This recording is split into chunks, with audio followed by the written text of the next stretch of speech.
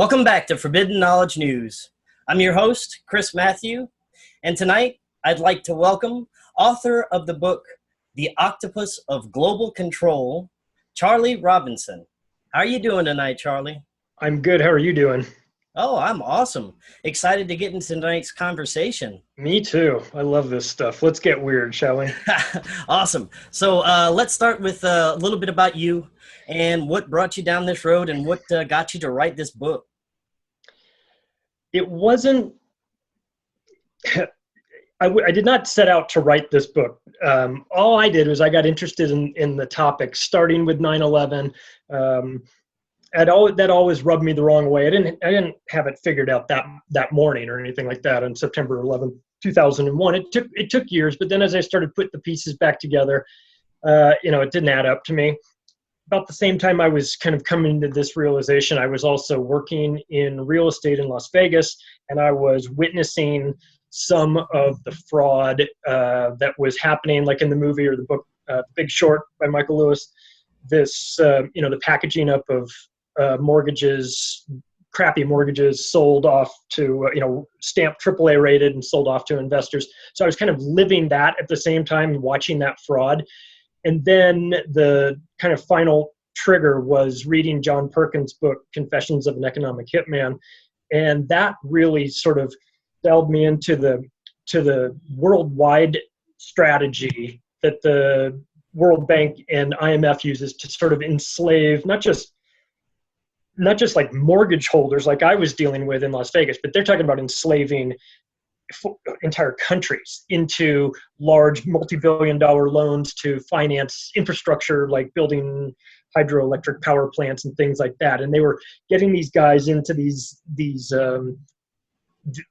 signing off on these gigantic deals, borrowing money from the IMF with the understanding that once they build this power plant, it's going to generate enough revenue to cover all their expenses and lead their people into like a new, reading at night with electricity instead of, having kerosene lamps and things like that. So, but those numbers were always wrong. And the countries always got wound up behind payments on it because they were never meant to pencil out. And then they would go renegotiate with the country and say, all right, you owe us a lot of money, but we can make it. We have a way to get around that. Have you vote our way in a UN resolution or privatize some industry like the fishing industry or the lumber industry and sell it off to one of their buddies. So it was totally dirty and crooked. And reading his book woke me up to that. But maybe just the book in and of itself wouldn't have done it. But the combination of sort of having questions about 9/11, working in this financial area where I was watching fraud, being instructed to commit fraud, and then when I raised my hand to ask about it, getting fired for it. Wow. So all those things together, I just kind of woke up. And then, but there was no plan on my part. It was just an interest in it. And so I would do like all of us do, get into one topic and go down that rabbit hole, and then you find another topic, oh my God, where does this lead? And one day I had a very sort of normal conversation with my mother, and I just kind of told her about some new thing I found, and she asked me a simple question. That's great. What are you going to do about it? And I was like, I don't know.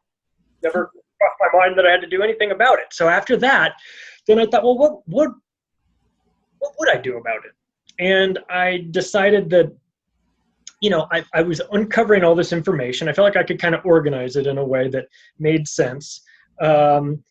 I always thought that like when you have those 9/11 conversations at the Thanksgiving dinner table and like everybody starts to turn against you, one of the problems I always had was that you're not prepared for that conversation. You don't have your notes, you don't have proof, you don't have evidence. You just sound like a maniac talking about these things. And so I found that if I could show the people that were skeptical about these things, if I could say, hey, listen to this guy, that guy you trust, this guy whose books you've read, he thinks the same way. That sort of added some validity to what I was saying in a way. So with the book, I said, I'll get quotes from over 500 different people that had some sort of played a role in some of these events, because then we can hear it from their mouths. You can hear it from Kissinger and Rockefeller and George H.W. Bush, but then you can, which are obviously serious and creepy and terrible. But then you get George Carlin and Bill Hicks and Joe Rogan, and you get these sort of more outside voices that explain a situation in a way that's funny. And I think that keeps people hanging in. So I figured if I could organize the information, find all the quotes, and then add my warped sense of humor to it and make this kind of as funny as I could, even though we're talking about some serious topics, that maybe people would stick in long enough to get to the end of the book. So that's kind of how it came about. So I'm not an English lit major or anything like that. I have been working in real estate for a long, long time, and but this just kind of came out of nowhere, and I actually kind of felt like obligated to do something, like if I lived my life and got to the very end and I hadn't done anything about this and I knew about it, I felt like I would be sort of complicit somehow for not saying anything. And so I said, well, okay, what's the worst that can happen? Everyone thinks I'm crazy. I can live with that. But if I back it up in a way, or if I'm able to show some other sane people think the same way, or have seen the same things, or said the same things, that it might be able to turn somebody. Someone might give it just an extra listen, or they'll read that thing again and go, that might be possible. And so that's how it came about. And as far as just the idea of writing the book, I didn't tell anybody. I didn't tell my wife. I didn't tell my friends. I didn't tell anybody. I just quietly wrote it, literally in the middle of the night, like sneaking out of bed and writing a couple pages and going back to bed. And I always gave myself the out that, like, if I didn't feel like what I was writing was going anywhere, or if it didn't make any sense, or if I kind of lost interest in it, nobody knew. I could just quietly never mention it. But what happened is the more I wrote, the more I wanted to write, and the better I felt, and the more it made sense. And so that's how it wound up coming about. It was by no means my plan. Leaving college, I'm going to go write a book on conspiracies and things like that. And of course, this goes without saying, I didn't do this for the money, because if you're getting into this sort of industry for the money, you are in the wrong industry. So anyway, it's more like just a passion project and something that I think is important. Yes, excellent. It is very important. And it's awesome because, I'm probably made some Thanksgiving dinners very weird by bringing up some of these topics. And, I'm probably going to show this book to my family. It's a great way to open people's eyes without kind of, ruining the dinner. Exactly. For sure. Well, it's funny because I had, a family member of mine in the past was really into this, even before I was. And he would tell his dad about these things. And his dad thought he was crazy, right? And one day the dad turned to me and said, he thinks all these things. I mean, what do you think? He's crazy, right? And I said, no, I actually think he's right. And he went, really? You do? And I said, yeah, I think a lot of what he's saying is actually based in some fact. And I watched his demeanor change. Oh, because I thought that he wasn't crazy. It stopped him for a second. He sort of paused and was like, well, maybe I should consider some of this stuff. I'm just saying your son is not as crazy as you may think he is, because some of these things are real. But the fact that I was saying that had an impact for some reason. And so when I was writing, bringing in the quotes from other people, I was remembering that event, thinking that might give someone just a second to pause and maybe read it again, or maybe just give it a second look to see if maybe it could be possible. So yeah, you're going to have awkward conversations at Thanksgiving. We have those. And so if you've reached the point where nobody is listening to you anymore and you've gone down that path, just buy the book, have it sent to their house, and then let me be the bad guy. Definitely. Yes, I would definitely recommend that. And you had mentioned 9/11, and that's also one of the things that kind of led me down one of the rabbit holes as well. Can you talk about some of the things that kind of rang some red flags with you about 9/11? Well, I mean, I think the fact that,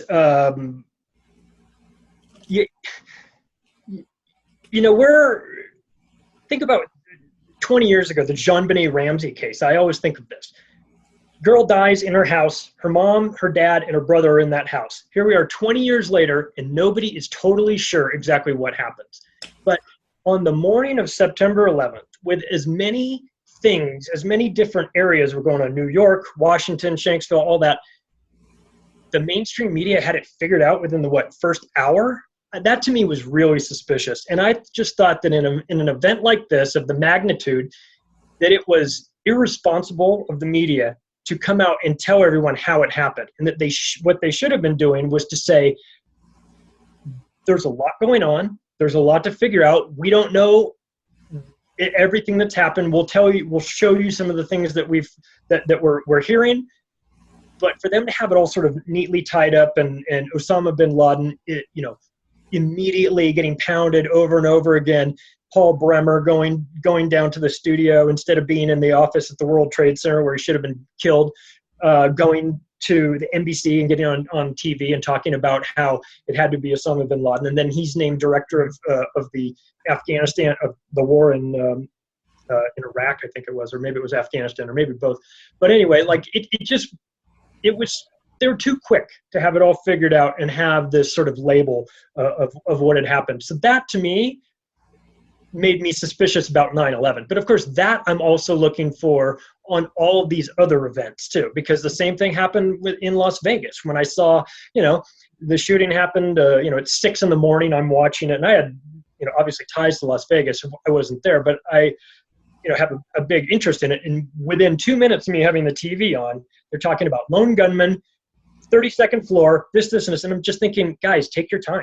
Take your time and get it right. Like, gather all the information. It's okay if you don't have all the answers to it. But when they purport to have the answers to it immediately, to me, that is always suspicious, because it's complicated, and it's okay for them, to say we don't know exactly what happened. I think that as viewers, we would not only understand that, but like we would appreciate that, the fact that they didn't rush into a judgment on anything. But that's not the way the media works anymore.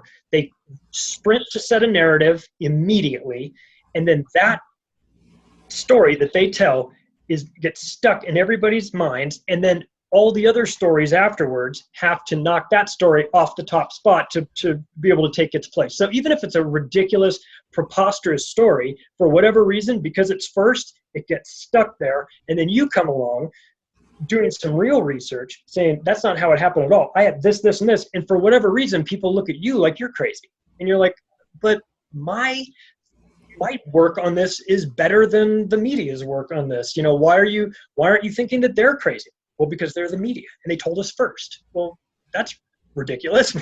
What difference does it make? So anyway, that these false flags, that's 9/11 right off the bat, the role that the media played in that rubbed me the wrong way. And it has continued from that point on. I don't think it's gotten any better with the media. In fact, it's gotten a whole lot worse. That now I just wait to see. I actually got to the point where I could say to people that I was with, they're like, right when an event happened, I would say, I'm going to tell you 4 or 5 different things that are going to happen within the next 48 hours.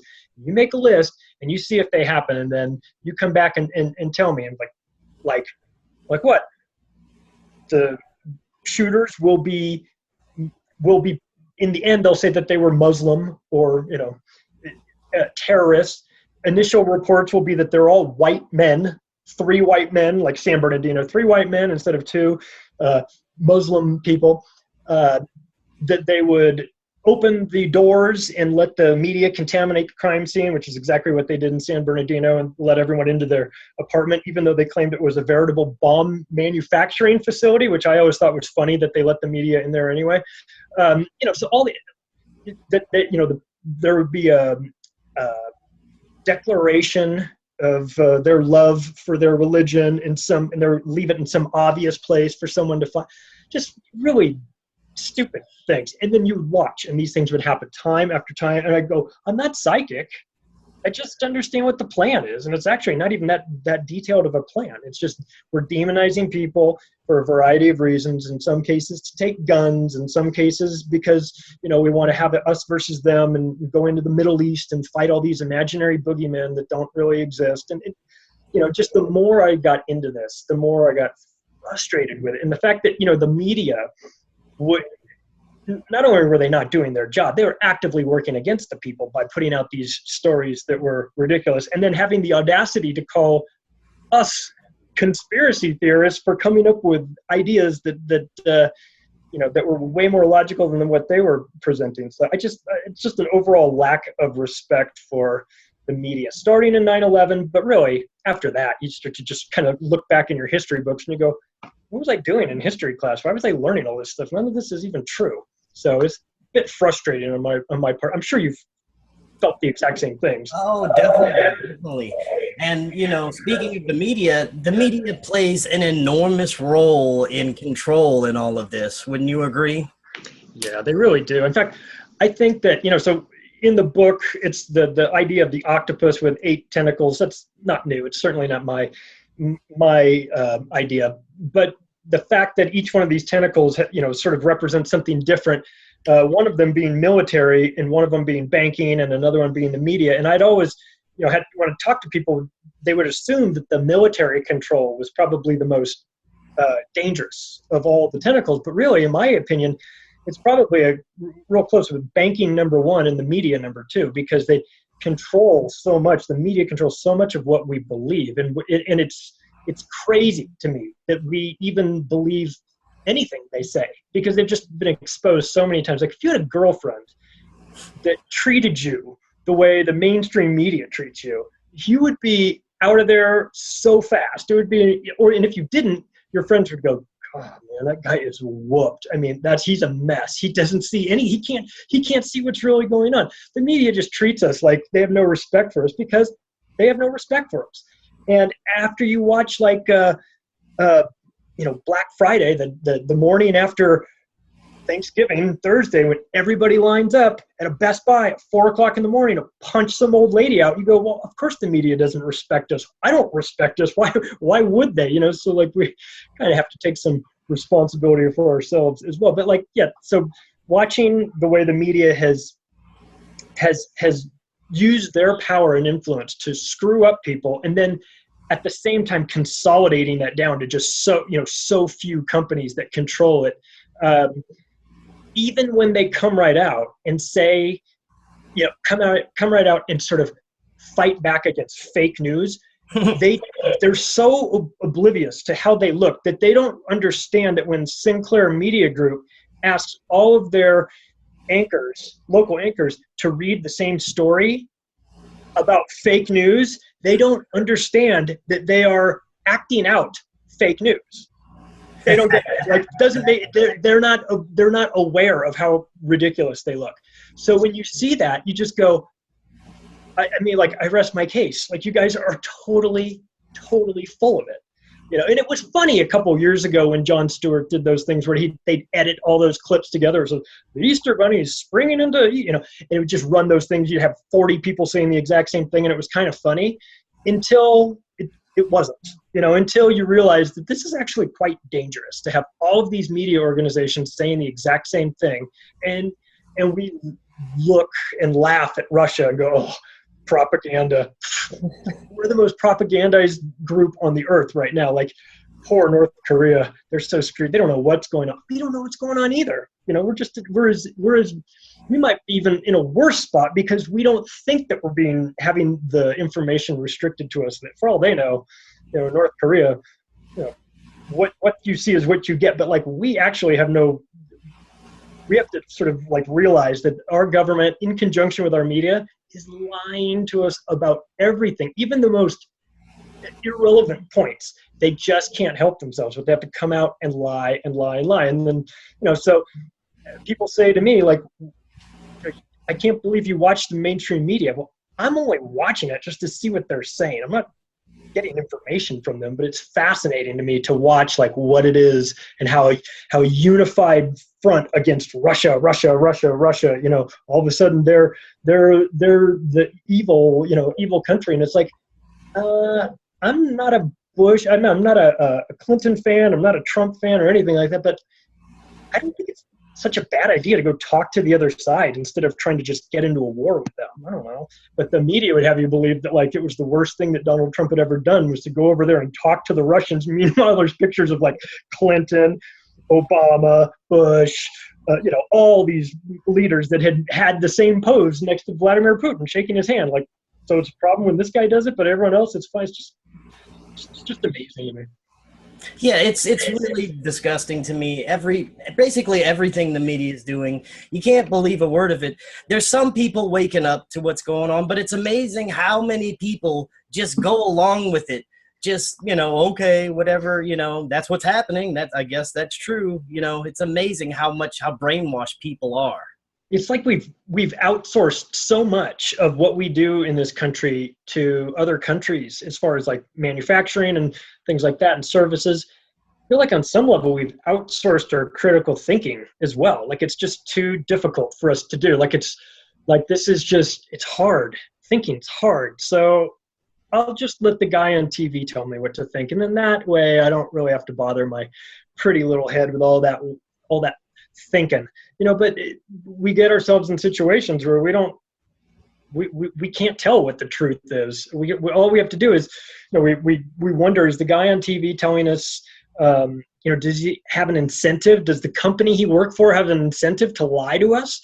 And typically, I think most people on the surface would say, no, maybe not, until you realize that like NBC is owned by General Electric, and General Electric is in the arms manufacturing business big time, and that, the media can start a hot war just by talking. It's crazy, but they can talk it all up and make it, the only thing you ever hear about. And after a couple months, it's not a matter of should we invade Iran, it's how should we, or how do we do it? And then a war breaks out, and then General Electric is making money on their media because they've got them talking about it. Then they're making money on their arms manufacturing, the sales that they do to the military industrial complex. They're making money both places. And we're watching this whole thing and not even understanding that the whole premise for the war was manufactured. It didn't have to actually happen. And I think that one of the things that made me realize that in a very real way was learning about the Vietnam War and the Gulf of Tonkin, and realizing that event, if people say, well, it didn't happen like the way it was reported. Yeah, no kidding. It didn't happen at all. There was nothing there. And then but it turned into a war. And then everybody knows somebody that had a family member or a friend that went to Vietnam and either died, came back in a bad spot. And then of course, all the people in Vietnam and Cambodia and Laos, they got bombed for nothing, And I had a history teacher in high school whose father was Admiral Stockdale. Admiral Stockdale was the running mate, vice president running mate with Ross Perot in '92. And Admiral Stockdale is widely regarded as the first guy in, last guy out of Vietnam. He was a POW for years and years. And he came in, talked to our classroom because his son was my high school teacher. And I bet I got a front row seat. I got to really meet somebody that went through that hell. And it made it real to me, just to be able to, and the guy if you remember, he wasn't very good during the debates because he had a hearing aid because they bashed his eardrums in while he was a POW. And so I'm watching this and I'm thinking, God, all that whole war and this poor guy, he was so brave and he got through it and he made it out the other side and all this stuff. And then I learned that the trigger point for that wasn't even a real event. Like, oh my God, how do you explain it to that guy who went through all that for essentially nothing, And so it just made me very cynical about the reasons for war and how they get started. And here in the United States, it just, here we go again. We see this, North Korea, Iran. You just go, why?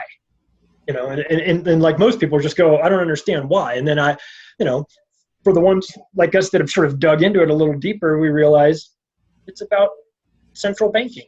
It's about these countries not having central banks. And you go, that wouldn't be a reason for starting a war. Oh, yes, it would be a reason for starting a war. There's a long list of countries, a bunch of them in the Middle East that just recently got invaded within the last decade because they didn't have central banks as well. And that's one of those topics that people kind of roll their eyes and go, conspiracy theorists. As Jim Morris said, it's not a conspiracy theory if you can prove it. Exactly. Yeah. And, I mean, not only that, but going back to the media, it had such a role of control, even, going back to its earliest days, even, World War II. played a huge part in fueling that war. Yeah, and if anyone is interested in a really great series to watch, The Untold History of the United States. It's a 10-part series that Oliver Stone did with Peter Kusema, his partner, and it is awesome. Yeah, I've watched it twice, and I've just started it again just because, I mean, it's so good. It's like a documentary series that you watch over and over again. It's 10 parts, starts with World War II, goes all the way up to present day. Well, maybe 4 or 5 years ago. Really great. It gives you a much different look at the way the wars really turned out, and the media's role in concocting these wars. And in the very first episode, they talk about World War II, and we all were told that the Japanese attacked Pearl Harbor. It was unprovoked. It was an unannounced event, and we find out that that's not true at all. It was most definitely was provoked, that we had been provoking them by cutting off their fuel line, fuel supplies and embargoing them. And then on top of that we knew that they were coming, moved the carrier group all the way to the back of the island, and then needed them actually to come and to make that attack because they couldn't figure out how to get into World War II without that event happening. Of course, once it did, boom, we jumped in the Pacific and in Europe, and it was on. But they were what most people didn't know, myself included, was that they were in a real bind. They were telling Russia and they were telling the British, we're coming to help you, but we can't do it right now. We don't have the justification to do it right now. And then once that happened, then they said, all right, we're in. So, in the Pacific for sure. And then, took a while, but then they got into Europe. But that was a media-driven event. That was like the first real media-driven false flag narrative. Well, I don't know if I would call that a false flag, but it wasn't what it was made out to be, something that it really wasn't, in order to swing the public's perception to get them to back these wars. Because believe it or not, they do, even though they don't respect us and even though they don't have to run anything by us, for whatever reasons, they do feel like it's easier for them if they have the public's support before going into these wars. So a lot of times the wars are, sort of they juice them up a little bit to make it more painful for us, so that we just go, yeah, let's go get those MFers, let's go, I don't care about anything, let's just America, just go crazy. It's because they sort of need the support of that. But I think that strategy has been used so many times by them that it's kind of running out. Like, we're watching that recently with what we've seen in the last couple of months. The chemical attacks in Syria, like, they keep trying. Like, people are shaking their heads going, we're not believing this. This is not working. You've done this too many times. We know what this plan is, and we're not falling for it. They just keep doing it over and over again. I think that might be a good sign that at least enough people are waking up to the fact that, hey, you know what? When they don't get natural reasons to go into a country, they will create fake reasons in which to go in there. So yeah, the media, in my opinion, has been despicable in their, they just have abandoned the people trying to find out the truth, and they have partnered up with the government in sort of telling the people whatever prepackaged, talking points the White House gives them, they'll just parrot them out to us, with no care at all. And it's embarrassing, but I think that one of the things that we've seen lately, and you and I know about this in the alternative media, is the crackdown on these platforms against sort of alternative news. And it's frustrating because you get channels like yours, you have channels that are in that same space that count on those the ad revenue dollars, as limited as they might be, to come in and fund some of the operation, to take some of the pressure off, to allow them to continue to do the work that they're doing. And for these major companies, these platforms, social media platforms, we know who we're talking about, to clamp down on that and delete channels and kick people off there. As frustrating as that is, think about that for a second. It is a very good sign that the alternative media is making a difference, because they are legitimately freaked out about the reach of the alternative media. If they have to resort to kicking channels off because they spout some sort of view that is not in and is not the same as what the mainstream narrative is.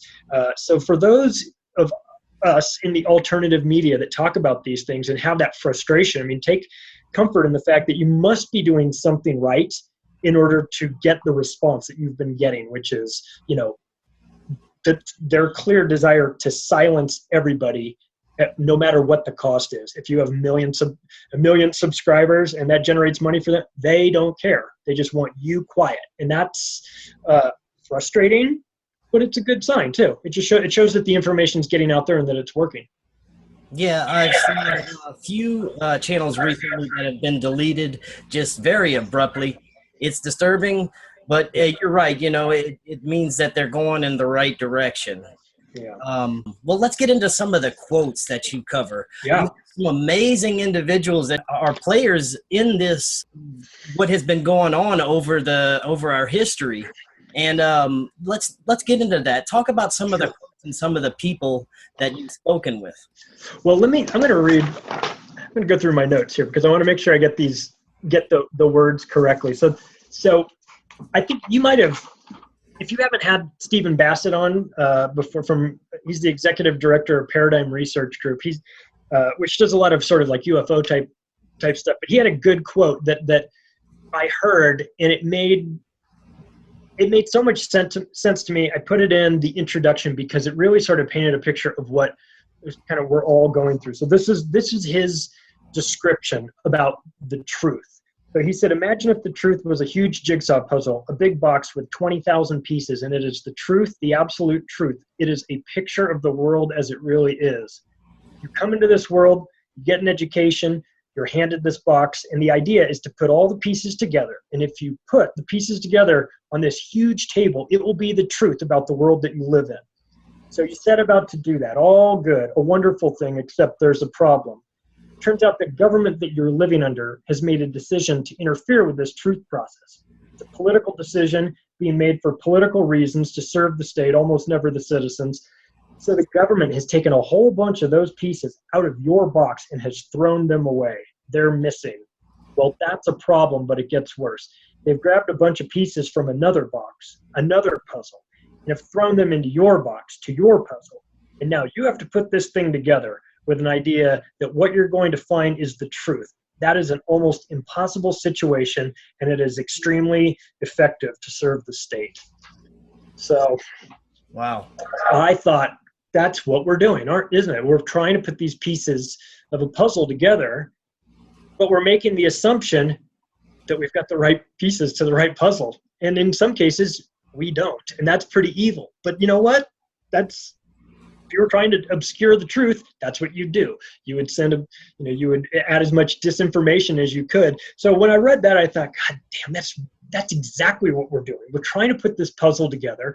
And I don't think any of us have a belief that we're really going to get the whole thing put together. But as long as we can kind of fill it in enough to get it going, and maybe the people that come after us can help put it all together, I think that'd be good enough for a lot of us. But yeah, it's been like trying to put a puzzle together with people actively working against you to try and prevent you from doing that. It makes things a lot more difficult. But I also felt like, at least reading that, I felt like, well, at least I'm not alone.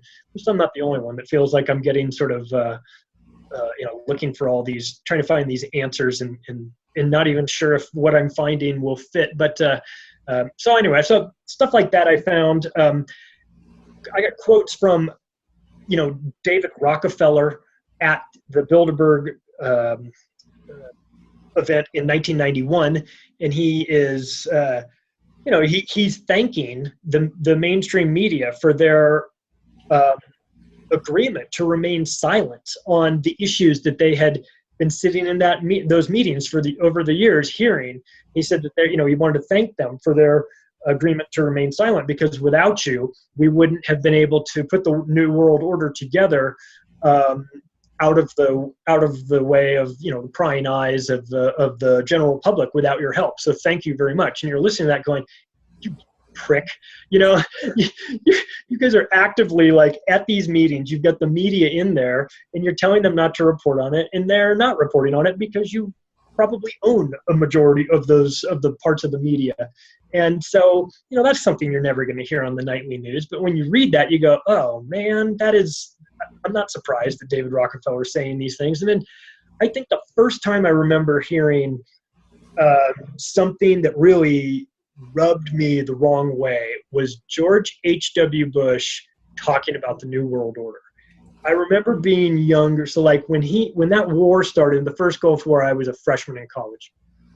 And I remember him over and over talking about, we have before us a chance to form a new world order, where the law, not the law of the jungle.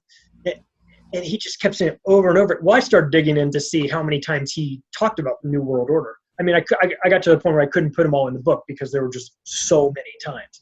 And so when people kind of roll their eyes and they say, New World Order, oh, you guys and your conspiracies, like, listen, don't take my word for it. I've got Joe Biden, Obama, Bill Clinton, both the Bushes, Gerald Ford, Richard Nixon. We got all of them using that same term, New World Order. We're not making this up. It's them. They're telling us, what they're doing. They're telling us about the plan. So I thought it was interesting to just try and find all those, the words that were said in these meetings that were sort of closed, behind closed doors that you wouldn't normally hear, because it lets you in on a little bit of the plan. When you hear David Rockefeller saying in his autobiography that, people have accused me and my family of being internationalists, that we are conspiring against the benefits of the United States, in order to form a global. He goes on it, and if that's the charges, then I stand guilty, and I'm proud to be that. And you're like, what? Like, seriously? It's in your autobiography? Like, this is not Charles Barkley getting misquoted in his autobiography. This is David Rockefeller saying, yeah, you call me an internationalist, a globalist. You say that I'm out to conspire against the United States and form a one world government. If that's what you're saying, then yeah, that's true. You're like, holy crap. So I found these things, and that's actually a comment that had been out there for a while. But like when you read them, you're like, why is this not on the nightly news? Like, why doesn't everybody know about this? Because it seems like a really important statement that you'd think everybody would hear about. It would be in my history books. Well, it's not in your history books. It's never going to be in your history books. So that's it. Of course, Rockefeller and those guys are evil, and they have power, and they have money, and they have all this control. And their words carry a certain amount of weight. But I don't know that necessarily their words are any more powerful than George Carlin. To hear his take on it, and you go, damn, that guy was doing this stand-up routine in like the late 90s, and he's laying out how he sees the world, and I'll be damned if he's not completely correct in what he's saying. Yes, so it's fascinating. My favorite comedian. He's the best. And so, but nobody would ever think of him as being like a documentarian or like a historian, but like his stand-up routine, talking about how, be happy with what you got. It's never going to get any better. They're going to get your pension. They're going to take your, they're going to take your retirement fund and give it to their criminal friends on Wall Street. Like, yeah, that was crazy. People were laughing in, 2001 or 1998 when he was doing that. And now they're just like, yeah, that's exactly what happened. Yeah. Everything that he said is coming true. So I thought that was just to try and add the different voices from not just the same evil type, but also people that saw some positive signs. George Carlin was not one of them. He did not see any positive signs. He got to the point where he was like, I'm just watching this. He's like, I'm out of this. I have no vested interest anymore. I'm just watching you guys circle the drain. But there are a lot of people that are out talking now that have important voices that give us a little bit of hope. I love like James Corbett from Corbett Report. His 9/11 in 5 minutes is like one of the greatest things I've ever heard. And it was accurate and yet funny at the same time. And you find yourself like laughing but at the same time going, I'm not laughing at the event because the event's horrible. I'm just laughing at how preposterous the whole thing is, that they've actually done this and and spun it in the way that that this is how we see the events of 9/11. And so to me, I just thought if I could get different voices, it'd be more interesting for people to read. Yeah, definitely. So this control, do you think it's something that always has existed, or do you think it's something that has been created more in modern times? I I wonder about, I didn't get in the book. I don't get into too much of like the alternative, like UFO type stuff, like off-world things. I didn't get into it, not because I don't think it has a role or that it's important, but I just don't know how to prove that aspect of it. But I think that there has been a general control mechanism that's been put in place a long time ago in terms of, I think that religion had always been used as control. I mean, I think there's good parts of religion, but I think it's definitely been hijacked by some bad people that have used it to, steer attention towards something and away from something else. I think that has always happened. I think that the monetary system has been, lately within the last 200 years or so, the monetary system has definitely been sort of a modern control mechanism, but I'm not so sure that it wasn't a control mechanism back in the, in the 400s, when they had serfs and kings and, and it was a whole feudal setup. I think now it's more, I think it's easier for us now to, because of how complicated our lives are and how much access to information we have. It might be tempting on the surface to think, well, we have so much information, therefore we have more control. But like, I feel like the more I look, the less control I feel like I really have. Like, I understand like the most important things are being kept away from us. The information that we really want to know is being, I don't know if it's hidden in the basement of the Vatican. I don't know if it's in some religious script texts that are, hidden, long gone.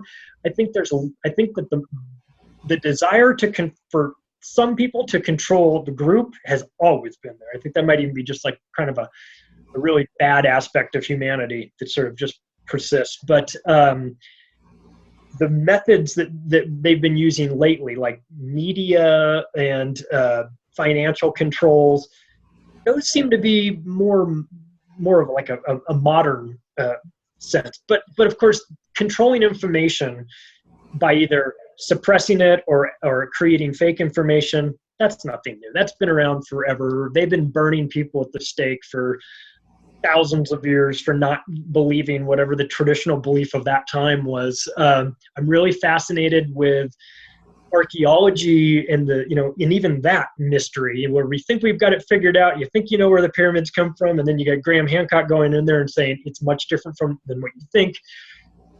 I had the pleasure of going to the pyramids a long time ago when I was younger, and it just blew my mind. It just sort of made me kind of sit there and look up and go, holy moly, like you feel like you're insignificant in some areas, but like, look at this monument that's been here for, I don't know, at the time I thought 5,000 years. It might be even longer than that. Very humbling, but I like all that stuff. And I don't know that we're ever going to get it all figured out, but I think that we should always sort of be in pursuit of it. Whether or not we get it all sorted out or not might not, it might never happen that way, but we should always be looking for the truth. Definitely. I definitely agree. I mean, I think you would probably say that's the sort of the core of your show, is like trying to get to the truth. I don't care if it's your truth or his truth or my truth. I just want to figure out what is really going on, and that the search for that is important, I think. I agree. And, I have sensed that there was a deeper level of control, but also those who try to stand up to that control, it seems like throughout history, JFK, and even people who come out with these awesome cures and inventions, they're immediately off. Yeah. Mm-hmm. It's scary. Yeah, that, like the guy who comes out with the carburetor that runs on water. That guy goes to get it, by the way, if you've ever come up with some really amazing, life-changing technology, do not go to the patent office to get it patented. That's like telling them where you live. They will come get you. If you come up with free energy technology, if you find it, that's the last place you want to go. So they'll classify it and take it from you. best case scenario, or they'll blow up your house with you in it or whatever. So yeah, there's the like the free energy technology, the people that have gone down that rabbit hole looking for it. It's been fascinating. Like Gary McKinnon, his search for trying to find free energy technology, going through the servers on NASA, and then finding the ship fleet to fleet transfers and non-terrestrial officers. This guy's like, holy moly, what have I stepped into? And then watching the reaction that the U.S. government had to him doing that, and going, that's not the reaction that you would have if you just got some computer hacker that just got into your computer system and was messing around. Like, their reaction to him made me think that was a real thing. So I'm on the side of all the all the troublemakers out there that want to get the information and don't care to do so. I like those guys. I've always kind of liked, those people. They have like a drive to kind of get that information out there. And yeah, there's been a lot of people, suppressed information. It's a shame. And you have to wonder, like, if you're somebody at a government agency that makes the decision, go get that guy. Don't let that information get out. Like, what kind of conversation is that guy having with himself? Like, check yourself in the mirror, man. Like, what are you doing?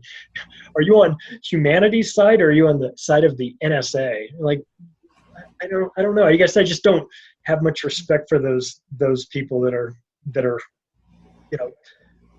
out to suppress the search for truth. Like, what else is there? It's like the most important thing you can do. Why would you be a guy whose job you go to work every day to try and shut people up from finding the truth? Like, what a wasted life. I just don't like that. So that's why, like, when you reached out to me, I was like, yes, I want to do this show for sure. This is what I'm talking about.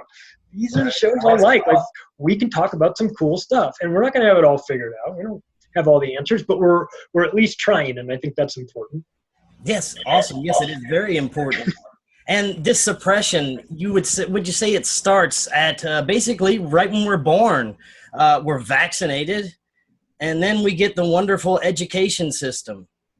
So yeah, let's talk a little bit about those things. Yeah, it's a shame because you got to give them credit, because they have screwed us up in a way, but made us think that, like, the vaccination topic, the doctors think they're doing the right thing. Like, they're going to give you the vaccine. They believe that what they're doing is the right thing. Now, I don't believe that. I think that the vaccination, the medical system in general has been compromised, but nowhere is it more evident than in the vaccine industry, where you have, the 1986 law that basically gave them a waiver that they can go ahead and not be held accountable for their products hurting anybody or killing anybody. And then the vaccine, the VAERS fund that is funded from people that purchase vaccines, I think like 75 cents or something from each one, goes into this fund to pay out kids that are sick. The fact that you get a waiver to absolve you from being held liable for your product, to me, is like, that's the red flag saying that maybe you shouldn't be making this product. If you need an exemption for it, because they're like, well, we're out of the business. We're going to get out of the business because, we're just getting sued left, right, and center. So what is the American government's response? Oh, we'll give you a waiver for that. Not fix your products. Like, hey, maybe you're getting sued because you suck at making your products. Like, maybe you guys should go back to the drawing board. I don't know, maybe work on these vaccines a little more so you don't get sued by all these people. Instead, they go, oh, we're not going to do that. Let's just give you a waiver. So now nobody can sue you. Oh, and then, by the way, we'll make it required that everyone has to get the vaccines. Now, I think anybody can admit that that is a recipe for disaster. Like, if it was mandatory that everybody had to buy 76 copies of my book, how awful would my book be? I'd have no incentive to put anything useful in there. It'd just be like sucker, in every page it would just say sucker, sucker, because you're forced to buy it, and you couldn't sue me, you couldn't take it back, couldn't get your money back. You'd just be like, you guys, I got together with my congressman and he made it mandatory that everybody had to buy 76 copies of my book. So But that's what they're doing in the vaccine world. You can't get into school in California unless your kids have those vaccines. And by the way, those vaccines haven't been tested enough to say that they're safe. You would think, you just say, well, give me the study, the vaccinated versus unvaccinated studies that you've done. Just show us those. Well, they haven't done them. They haven't done it. And then people go, no, that's not possible. They had to have done. They haven't done those studies because they know what the answers will show. That they'll show that they're filled with all kinds of horrible things. They're filled with all different types of aluminum and aborted fetal cells and all kinds of crazy stuff that you're just like, why would you ever put this in anything that you're injecting in your kid? Like if you gave a kid these things at a playground, the police would arrest you and take you to prison. But they're putting it in vaccines and then injecting it into newborns' bodies. It's crazy. And it's all done under the guise of this is science. Are you a scientist? No. And you don't know what you're talking about. Step aside and let scientists, sorry, but we're getting involved in this. That's not going to work anymore. We're going to check it out. We're going to see if these vaccines are filled with things that are hurting kids. And guess what? They are. You try and tell, people say, well, they don't cause autism. They might not cause autism in all kids, but you go find a mother whose 2-year-old was fine the day before they went into the doctor's office to get those shots, had the shots, came home with a high fever and never spoke again. Go tell her that it's not real. I dare you. I know a lady that had that happen. It's undeniable that was the triggering event. So, but then you say, well, I'm going to go do something about it. I'm going to go sue the manufacturer, and you find out that you can't. Well, that should be a huge red flag, I think, to most people, that there's something here. There's a barrier. There's somebody that is preventing you from doing what you're wanting to do, which is, get answers for this. So yeah, the medical industry has been horrible to us. And it's a shame too, because here we are, we have all this technology and it goes towards, bad science. And by the way, I think if people understood the CDC, the Centers for Disease Control, owns the patents on like 60 different vaccines, then it might make sense, a little bit of sense, that they have a financial interest in making sure that these vaccines are administered to kids because they get paid. Paul Offit's makes tons of money on vaccines. He created some of them, so he gets paid like royalties every time they're used. So you tell that guy that there's no incentive for him to keep adding vaccines to the schedule and go from 20 to 76 to whoever knows where it's going to go. There's hundreds of them that are in the testing phases right now, so it's not going to get any better. It's only going to get worse unless people start to sort of stand up and demand that these people be more accountable for their product and stop hiding behind the government's waiver. It's ridiculous. And there's this new movement going on. It seems like they're bashing people for being anti-vaxxers, calling them conspiracy theorists. And it seems to be, the pushing on that is getting worse. Yeah. And look, I mean, people say, well, are you a doctor? No, I'm not a doctor. I'm not. But I know how to read, and I've looked through the studies. On the label that comes, the packet that comes with some of the vaccines, on the MMR shot, there's one of the side effects listed there is autism. It's on there. It's not, I'm not just saying I have that. It's in my Facebook page. I have the highlighted version of it. So it's like, we aren't crazy for saying that vaccines might contribute to causing autism. You have to understand that in some of their labeling, it says side effects may include autism. So we're not tinfoil hat wearing lunatics here.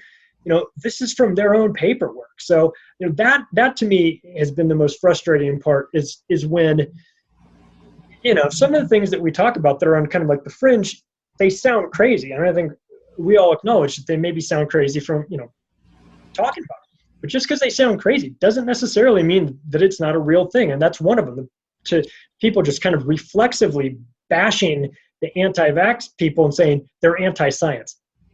I think that they're the exact opposite of that. They're pro-science. What they're saying is we're pro-science, and the science is telling us that these vaccines are no bueno. Like, you need to check them again. Let's do this. They're not saying we're just going to put our baby in God's hands and just hope for the best. Okay, there's that. There is some of that, I'm sure, going on.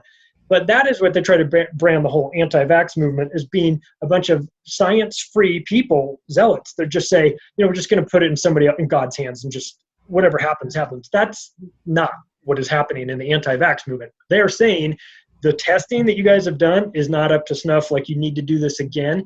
And we're seeing some really bad results from these vaccines, being administered to the kids, either the amount of them or the lack of spacing or the fact that you're doing 5 in 1 and things like that. Like, they're just saying, let's have this conversation. Let's restart the conversation about all this instead of just branding everyone with, if you're anti-vaccine, then you're anti-science. And if you're anti-science, then you're crazy.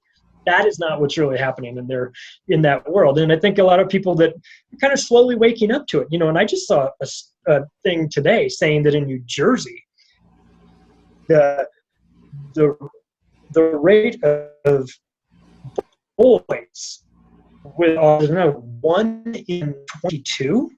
Oh my, that's like almost 5%. The rate of what? I'm sorry. It's alarming when it's 1 in 3. Talking about the scene,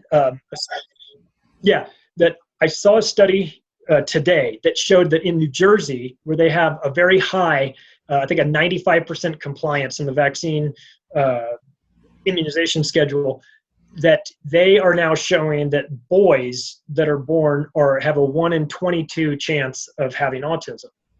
And like that is down from where it was before, like 1 in 50, 1 in 52 or something like that. It's definitely heading in the wrong direction. And it's like, well, I think that this is a conversation that people should get involved in, and not just sort of blindly label somebody, because they want to talk about vaccines and they want to get to the bottom and have a real conversation, doesn't make them anti-science. That correlation between the two is manufactured by the media. That if you have a question or a problem with the way that the immunization schedules and vaccines are handled, that makes you anti-science, is the exact opposite of what it is. And so, I think that these conversations need to happen. But there's a weird thing, like if you are a parent and your child, and you got all the vaccines for your child, and your child's 10 now, let's say, do you really want to re-examine the fact that might have been the wrong move? So that is kind of like a quiet topic that doesn't get brought up. And it is like almost like you don't want to go there, because to go there, you might learn that what you thought you were doing maybe wasn't the best thing, and you don't want to have that on you. It's more than just a medical thing. It's like psychologically, like, how does that affect you for your whole life? If you're a parent, you're like, am I doing the right thing? All I want to do is take care of my kid.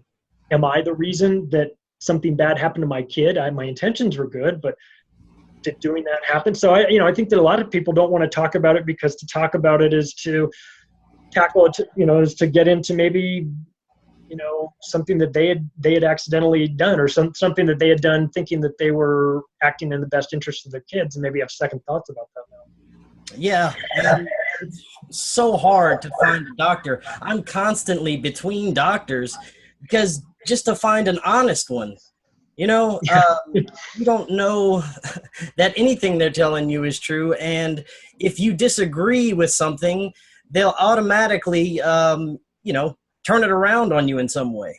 Well, I had an interesting interaction with a doctor who had moved to a new town.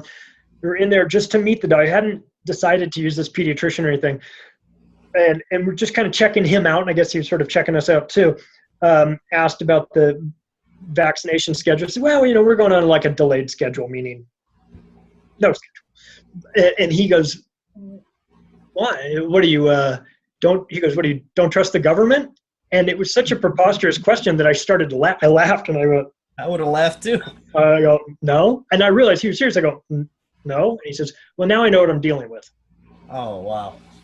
Okay, we're out of here. I mean, it was just a very weird interaction. And I just thought, but I know some doctors that have a pediatrician that says, I'm concerned about that. I'm concerned about the role that vaccines play in autism. And he laid it out in an interesting way of looking at it. He said it might be that, like, let's say there's 11 things that can trigger autism, with vaccines being one of them, GMOs, getting exposed to like, Roundup or whatever, environmentally. Let's say there's 11 things and you only need 4 of them. If you get 4 of these things, then autism kicks in. He goes, I can't say that vaccines wouldn't be one of those things. He says, I had my kids vaccinated. I do them here. Some parents say they don't want to do it. Some say they do. He goes, I respect I respect their right to choose. But he's like, he just kind of explained it in a way that, like, maybe it's just a combination. You need a certain combination of a couple different things, and it's different for every kid. And I remember thinking, well, that's an interesting way of looking at it. He might be right. Vaccines might be a part of it, because certainly not every kid that gets vaccines gets autism. But maybe it's part of a grouping that boom, it kicks something kicks it in, and then it happens. And so I just thought it was interesting to hear that, because I wasn't expecting to hear a doctor sort of have a non-traditional way of looking at such a serious topic like that, especially considering it's his livelihood. Earlier, we had talked about, after vaccines, you're put into the education system, and to me, that's basically getting started at your slavery, basically. Yeah, and it's well, I started to look into the education, like the way it came about, and I must confess, I didn't really know too much about the history of American education, but what I found was that, prior to like the 1900s, compulsory schooling wasn't a thing. Some kids went to school, some didn't, but Carnegie and Rockefeller, those, the wealthy tycoons of their time, once they got to a point where they had bought everything they could buy, there's some sort of weird desire that kicks in that they want to sort of take control of the education system. And in their case, I think they were trying to groom a new generation to work in their industries, to work at the factory. And so what they did was they went about doing things like putting the desks in straight rows, like in lines, kind of like an assembly line, having the bell ring. When the bell ring, that means class is over, when school's over, whatever, kind of like being in a factory. And that was weird to me, because I didn't really ever stop to think of where that came from. So I got turned on to a guy named John Taylor Gatto, and he is like a lifelong educator, and he has been giving great speeches for years and years. You can find his stuff online. He's fascinating. He talks about sort of like the mechanisms behind that, where the schooling came about, and they were designing basically a place where they could take people and turn them into more obedient workers and get them. So when they came out of high school, they went straight to work for them, or in an industry that they controlled, and you didn't have to do all that much training, because they were already sort of molded into a better model of an employee. That the schools have done that. And then now we have Common Core. And you look to see who's behind Common Core. What do you know? Bill Gates, another super rich guy that's bought everything that he can buy, and now wants to have a say in the way the education system is put together. And if you're unfamiliar with Common Core, clearly you know what Common Core is. It is so ridiculous that you almost will be fooled into thinking that it's all a big joke, like that it's like the joke's on you. And you read it, it is dead serious. They have screwed up. They are going to screw up kids' heads with regard to mathematics to a point where they're just going to give up. They have got the most insane way of teaching math, where 3 times 4, this is not a joke. This is a real example. 3 times 4 is 12. If you write that in the calculations, you will get that wrong unless you show all the steps that you get. Now, if you show all the steps, and this is many steps, 30 different steps to get to this, and you get that the answer is 11, you will get partial credit for that, even though the answer is wrong. But the kid that just writes 12 will get that marked wrong. And I'm not kidding. It is insanity. He's funneled a ton of money into this. I can't, for the life of me, figure out what's in it for him, unless the goal is, let's just see if I can screw up every kid, mess with their heads. I mean, you think about how difficult school is under the best of circumstances. When you come home and you just can't get the math figured out because they're asking you to do it in some way that your electrical engineer father can't even figure out, he's like, no, this is crazy. That's Common Core. Please go look into it. Watch videos with Duke Pesta. He'll give you the demonstration. They have people that were involved in the mathematic curriculum that have walked away. Dr. James Milgram has gone on touring the country on his own dime to speak against Common Core, a project he was involved in. At the very end, he pulled his name off and said, there's no math going on in here. I can't be involved in this. This is crazy. And they've pushed it forward. And what they did is they tied federal money to that program, where if you're a school and you need money, like, I don't know, all of them do, you sign up, that federal grant will give you money, $50 million or whatever for that school district. You have to agree to do Common Core. They were finished before they even knew what they were signing on to. So now they'd signed up, they got the money, they spent the money, they'd put it in their school system, and now Common Core comes around, they're looking at this going, you can't teach this, this is nonsense. And they're saying, well, give us the money back then. We already spent it.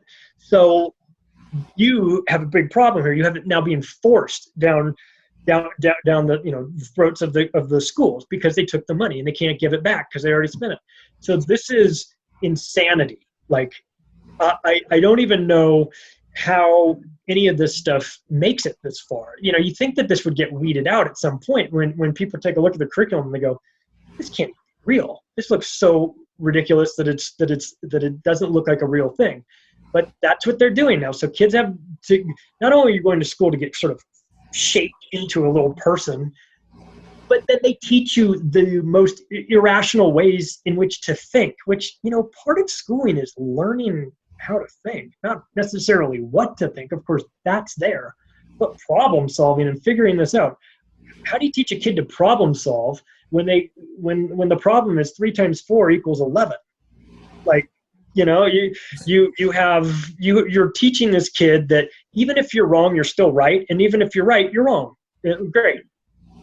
Welcome to America, And it seems like not only are they making our kids stupider, they're indoctrinating them in so much ridiculous behavior from Hollywood and the things that they're showing them nowadays. It's very frightening to see where our future is going with that. I just hope that somebody in a position of power wakes up to this whole thing and just goes, I got to put a stop to that. I don't know if it's going to be a president. I don't know if it's going to be some rational senator that's going to step forward and go, this is madness. But clearly the teachers aren't doing it. Well, I guess the teachers are leaving. A lot of teachers are gone. 50% of new teachers are out of there within 5 years because there's no appreciation, and they're teaching things they don't believe in, and they're working with kids and they're having to buy I had a friend who was a first grade teacher, and for the parent teacher conferences that they do, they do it once a year, and it's like every 15 minutes scheduled for a new parent to come in. For 24 kids in her class, at the end of the day, 1 parent showed up.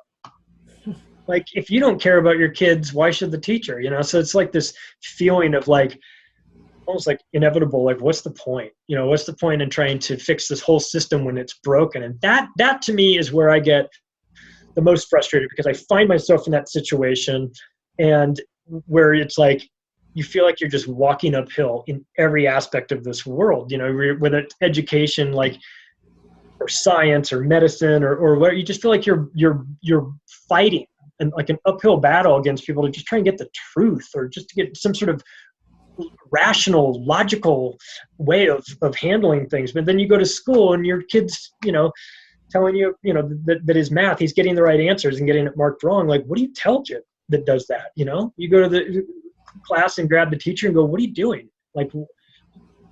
what are we going to do from this point? You realize you've got a teacher that's as frustrated as the kid. You've got faculty that are, have one foot out the door, but they can't get another job because, they've been teaching for so long and they don't have the resume for it. And what do? You feel like you're just like, it's insanity. So the one thing I felt like I can do is at least try and, at the very least, just kind of make people aware of some of these aspects of it. I mean, I think I can't fix the education system, but I can certainly point out some very obvious flaws in it that anyone that's taking a look at this is seeing. But the problem that I'm finding is that with a lot of these different topics, parents are stretched as it is. They don't have the time to go dig into to find out what Common Core really is, because they're holding on to their one job. They have a part-time job over here, and they're just trying to keep it together. And honestly, the kid goes to school and they kind of hope for the best. I hope they're taking care of my kids. I don't know about this Common Core thing, but I'm just trying to keep the bills paid. And I can't blame them for that too. That you're just trying to keep your head above water. You can't be expected to fix everybody else's problems and all these other issues. But this is a real thing. And you're gonna see within one generation of kids go through this new version of schooling. You're gonna have it's going to be Idiocracy. The movie is going to be like a documentary, and it's going to be us going to Walmart and battling with morons all day long. It's what's coming. I hate to sound like such a prick, but I just feel like this is where it's going. And unfortunately I'm not seeing a whole lot of signs that people are turning it around. What's the answer? Homeschooling? Well, great if you can do it, if you know more than your kid, for one, and if you have the time to do it and you don't have to have a job, but that's frustrating too. What are you paying taxes for? These schools are not going to take care of your kids. It's absolute madness out here. I feel like every day, I want to just pull someone aside and go are you guys seeing the same things I'm seeing? I feel like I'm living in crazyville, and no one else is acknowledging this. I don't know. Well, and not only that, on top of all that, you have that we're being poisoned by our food, water, and air. Right. You can't even go to the grocery store and buy anything that'll be healthy unless you want to spend a lot of money. And it's true, and it's frustrating. But they get us every way they can get us, right? So from this one, okay, now I will admit I am into the conspiracies. They're fun, they're interesting, they're fascinating and everything. But when I point to someone and say that is a chemtrail, and it is a chemtrail, I don't understand where the pushback is. I don't understand how people can debate that. I don't understand how I can have this fight now after the information's out there. It's out there. That's a contrail. That's not a contrail. There's a difference. But yeah, so I honestly, I feel like at some point we're gathering all this information, and we're getting it from the air, we're getting it from the food, we're getting it from fluoride in the water.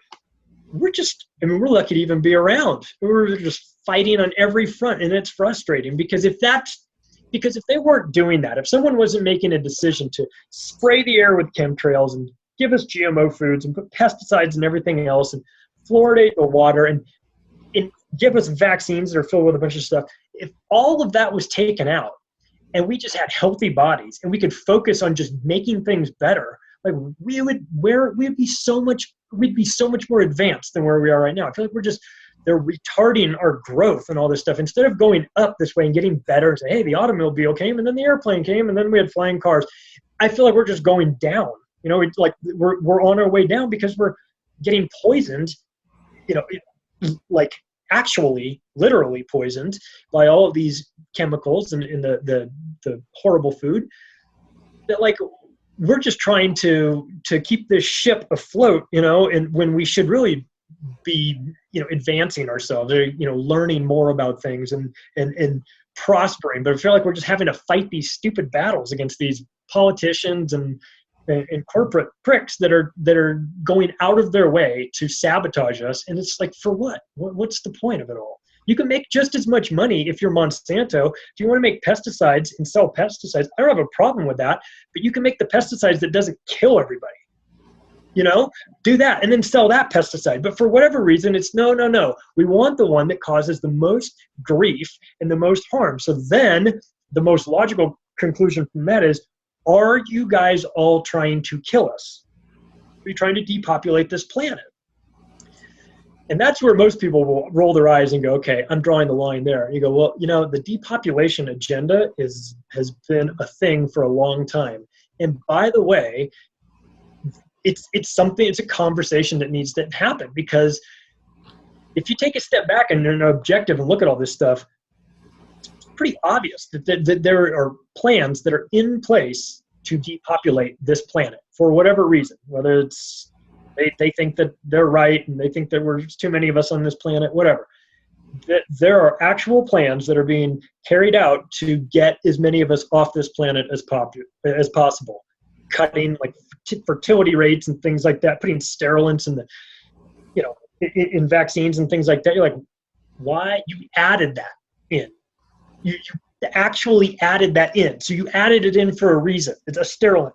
What's the reason? To sterilize you. Okay, well, thanks for being honest about it. But that's kind of like where we're going. We're having to look at the honest truth. Like if we're going to get real, are people trying to kill us slowly with all these foods and all these things? And the answer is, yeah, they are. I know it sounds alarmist, and I know it sounds like tinfoil hat-ish, but like, the Georgia Guidestones are talking about it. The depopulation plans are happening every which way, from all different directions. So yeah, I think that's something that is actually happening. And it has to make you wonder, what is the mental situation with these elite people? I mean, how could someone just go along with this?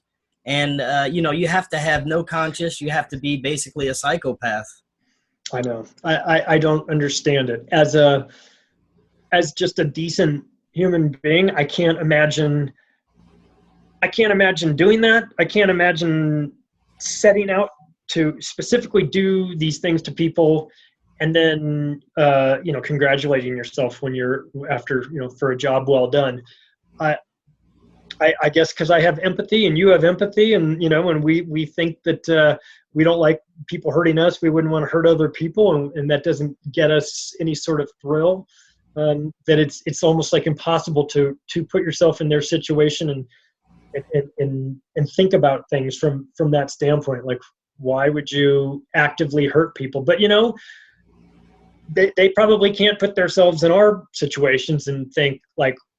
They probably look at us and think, well, what do you care? What do you care about everybody else? Like, don't worry about them. Worry about yourself. Well, maybe we're just decent people that want to have a planet for our kids and their kids and everybody's kids. I can't wrap my head around it. I can't understand why someone would put that much work into being, to harming people, but that's just the psychopathic state of mind. I guess it's probably, we'll probably never understand that. Yes, and in a lot of aspects, I think we have it a little better than some other countries. I was doing some research, and in China, they actually have software that reads people's emotions when you're at work, to see if you're going to be a threat or if you have some kind of mental issue. And all across the country, they're putting out millions and millions of more cameras to just control their people. It's amazing what they're doing over there. It is. I have a funny I guess it's kind of a funny China story. I was in Shanghai and I was there on business, and I was going from Shanghai to Hong Kong, and the last day that I was in Shanghai, I started to feel kind of bad at it, like a fever, and I just wasn't feeling great. I was going to be okay. I mean, I was good enough to travel and everything, but but I definitely had a fever, and I was just trying to just power through it. And you go through this part in the airport, and it kind of like almost like a corral, kind of corralled people into like a focal point in the center. And it was really weird, like all white tiled floors, white tiled walls, white tiled ceilings. So you kind of felt like you were in like a gigantic hospital or something, and getting funneled down to this focal point as you're going through this form of security. And then on both sides, they had these like big, kind of like, those portable heaters that people have. They're like round, you turn them on, and it kind of glows red. There's two of them on either side. And it was like Total Recall when the guy's going through and you can see like the full body scan. These things were up there detecting the temperature in people's temperature to see if you had a high fever, then they thought you had bird flu and they were going to quarantine you for 3 weeks. And I'm going down the scene. I'm like, oh shit. Like these things are going to light, my head's going to like light up red, because I have this fever. I'm going to be stuck in Shanghai in some quarantine thing for 3 weeks. And I got through and like walking through, like watching them, like looking at the, looking at the monitors and looking at all of us. I was like, just keep walking, just head down, keep walking. So, I mean, China's a weird place in general, but I thought, I don't know if I could take it to be there. That was it's a, you ever see the movie Blade Runner? Yeah. Going to Shanghai is like Blade Runner. Like we went up to the top of the building and you look out as far as you could see in all four directions. You could not see the end of the high-rise buildings. It was so bizarre, and so, yeah, their software, hearing about their software program doesn't surprise me. They also have a really super Orwellian social media component too, that is like gives you a social media score based on how well you, how good of a citizen you are. So if, like, you say good things about the government, score goes up. Say bad things, score goes down. Yeah, I mean, I think that we're watching the test marketing of something that is definitely going to be rolled out here, and I'll see you in the FEMA camps. Wow. Well, let's hope that it doesn't get to that point. I mean, you think that that's where we're going, that level of control? I mean, look, whenever somebody says that, it sounds crazy. But like, they put the Japanese in camps during World War II. They have Japanese Americans in camps.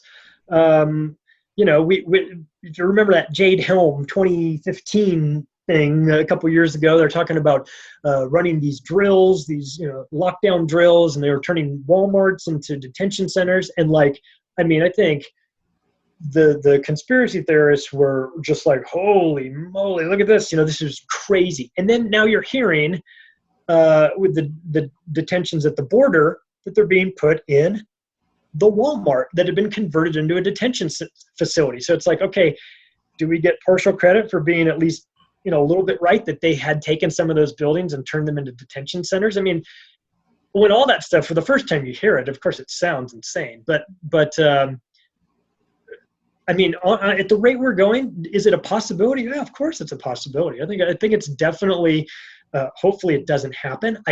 Once again, I have to say the same thing when I think the people manning the FEMA camps is the people that are, manning the education system. Somebody has to make a decision every day to push this thing forward, and you just want to grab them and say, is this what you thought you were going to do with your life? Is this is your life? Is you're going to be in charge of a FEMA camp that holds Americans in indeterminate amount of time just because they've spoken out against the government? Like, seriously, is this what it's come down to? I hope that's not the case, but like we're well into like the George Orwell 1984 scenario already. That's just one extra step. I don't know why it wouldn't. I don't know why it's not possible. I hope it's not. But like, they're building the infrastructure for that. We certainly have the technology. The maniacs that want to run the world that's not a new concept. Everyone's always wanted to run the world. The difference is now that technology exists to actually do it. And my fear is that they have the pieces in place, and it's incremental. It's cameras here, and it's security checkpoints to get in the airport, and then it becomes buses, and then it becomes getting in school, then it becomes you get in, you're used to it going into a football game, you got to go through security, and all that stuff just sort of over time becomes normalized. And then when you add an extra piece onto it, it's not that it's not that big of a deal, because it's just incremental. But then once you get to the end and you look all the way back, you go, oh my God, I can't believe I've gone from being completely free to voluntarily, walking through metal detectors to go to a Broncos game. Like, what, like, what are we doing here? But you look back and you realize it just happened. It was as the David Icke says, the totalitarian tiptoe, that incremental removing of rights that over time adds up. But when you're experiencing it, it's just something so small that it doesn't really register. But that we're definitely having rights removed at an alarming pace. And the problem, one additional problem to that, is that the rights are getting removed under false pretenses, like under because of things that aren't true. That's a problem. Like they're gonna take your guns away because of some shooting in a school that may or may not have actually happened. For the last few minutes here, I never cover politics. I never usually talk about it. I think it's pretty much all BS. I consider right wing, left wing, same bird. But I'd like to get your thoughts on Donald Trump. Do you think he's genuinely trying to, take down the cabal and the elites? Do you think he's, the real deal here? There are some things about him that I like, and there are some things about him that I don't like. In terms of before, I'm taking actually all his political sort of what he's done as president kind of out of this. He's got a personality type that I don't like. I don't like guys that are, I'm so great. It's the greatest. Mine's the best. I'm the smartest president. I've got the greatest. I just don't like people like that in general. So that's annoying. But that actually had less to do with his politics. That's just a personality trait. I'll tell you what I like about it. The people that are lifelong politicians freak out because of him. And I like how uncomfortable he makes them feel. I like that they don't know what to do because of him, because he's a bit of a bull in a china shop. He's going to say whatever comes to his mind. Some of it's going to be crazy. Some of it might be insightful. And then he's going to change his mind about it 30 minutes from now and say something totally different. But the reaction that the established political factions in Washington have to him is great, because they hate him and I hate them. So by default, I love that, because when you see Nancy Pelosi and Maxine Waters and freaking out and everything, I love that. Whatever you can do to make them angry, I'm on board with that. Right. I don't think he's going to solve the problems. I don't know that the Q thing, the Q, is that real? Is that not real? Look, it sounds good. If the arrests are coming, bring it on. That's great. I would hate to be more. I'd hate for people that are already currently, I put myself in this, disappointed with the way politics is in the United States, to get their hopes up for Donald Trump, a person that has shown over his business career to be interested in one person and one person only, and that is Donald Trump. I don't see any reason to believe that he is going to come and save everybody, because it doesn't seem like he's the personality type to come in unless it benefits him. Now, it might benefit him to come in and just destroy the political system. I would be okay with that. I'm not going to pin hopes on that guy at all. And I say that, and I must say that I think, having said that, I'd take him over Hillary Clinton, because I think that she is a darker. I think he's a bit of a jackass, but I think Hillary Clinton is a darker soul. Like she is coming from a very, very dark place in terms of her behavior, policies, feelings. You don't really run into too many people that are like, oh, Hillary Clinton's really nice. Yeah, I talked to how many Secret Service guys have written books that are like, if you were on White House detail where you had to guard Hillary Clinton, that was considered punishment, because she would, F off every day and would call them names and say things. So I don't know anybody that's ever said Hillary Clinton seems like a nice person.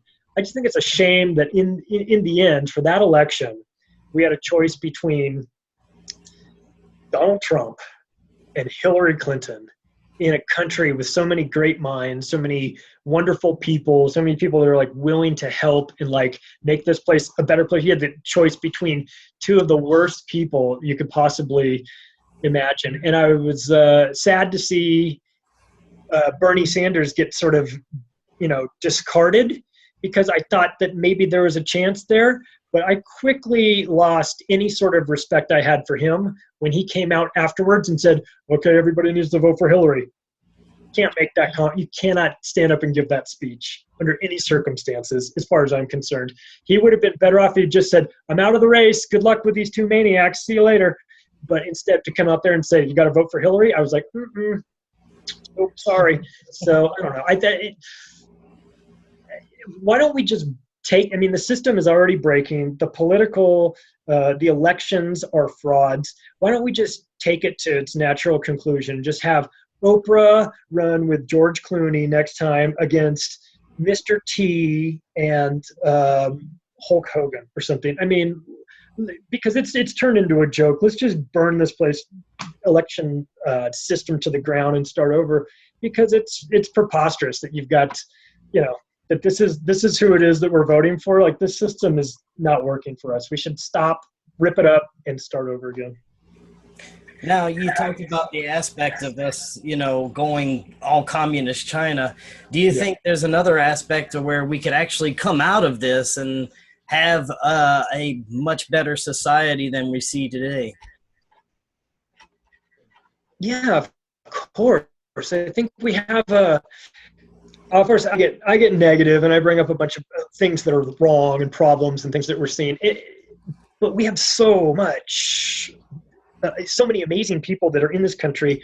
We have the ability to spread information, in ways that we never thought of through the internet. And, we've got video conferencing and things like this. We have the opportunity to get the right message out to a lot of people and make turn it around. It's not over yet. Like, we can still sort of salvage this country and this planet, but I think we need to sort of acknowledge that we're going down a pretty dark path, and we need to kind of, we're all guilty. I know I'm guilty of the idea of not knowing your neighbors, not having interaction with your neighbors, and everyone's on the phone and not getting in touch with one another. That's something that we definitely lost over the last 50 years. Our technology has advanced, but then our social skills have sort of cratered because we're not doing the things that we used to do.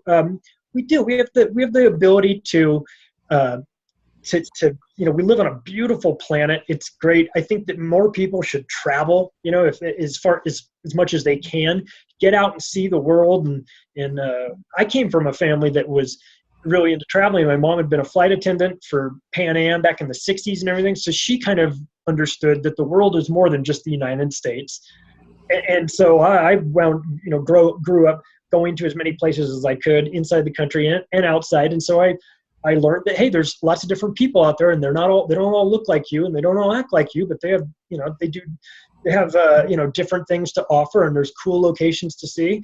I think that, I saw some statistic that during the course of the year, 95% of the people in the United States don't ever leave the country and don't even think about it. So it's such a small percentage. I think a lot of this, a lot of our views about Muslims, those people there and that people,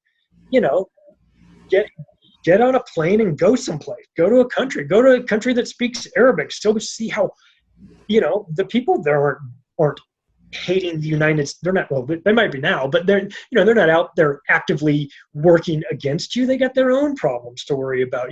There's lots to see. And by having the opportunity to travel when I was younger, it just kind of filled my head with the concept that it's a big world out there. There's a lot of people, and there's a lot of people doing things differently than you are. So here in the United States, we tend to get very America-centric and think that if it's not happening here, it's not happening. And that's totally crazy, because there's a lot going on outside the world.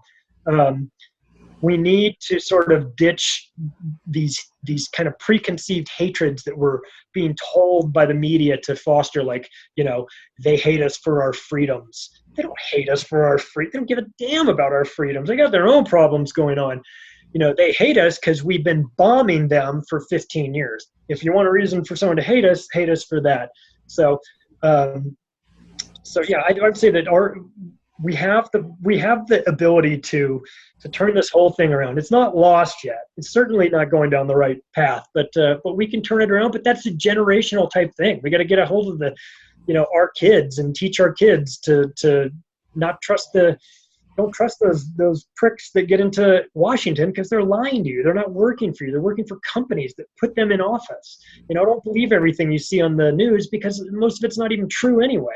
So, I think the parents have to acknowledge that they have a role in educating their kids too. Like, you cannot just kind of hand them off to the state and then act surprised when you get state-run kids, that come out of the schooling system, and they come out, ready to just function within the state itself, which is a crazy idea. The parents need to be involved in educating their kids and talk to them and explain that there's a big, big world out there, and you don't have to be afraid of anyone, and you don't have to be afraid of people because of their religion. It's stupid. Yeah, I agree. If we all made an improvement in ourselves, we could change everything so much. If everybody did mushrooms once, I think they would understand that there's a world out there that is far different from what we there's more to our world than what we see with our eyes. I put it that way. Give you there is definitely a lot interesting more lesson in a humbling experience too at the same time. Yes, and I would have to agree on that one. And Charlie, I want to thank you so much for joining us tonight. That was an awesome conversation. There's so much information that we have to cover.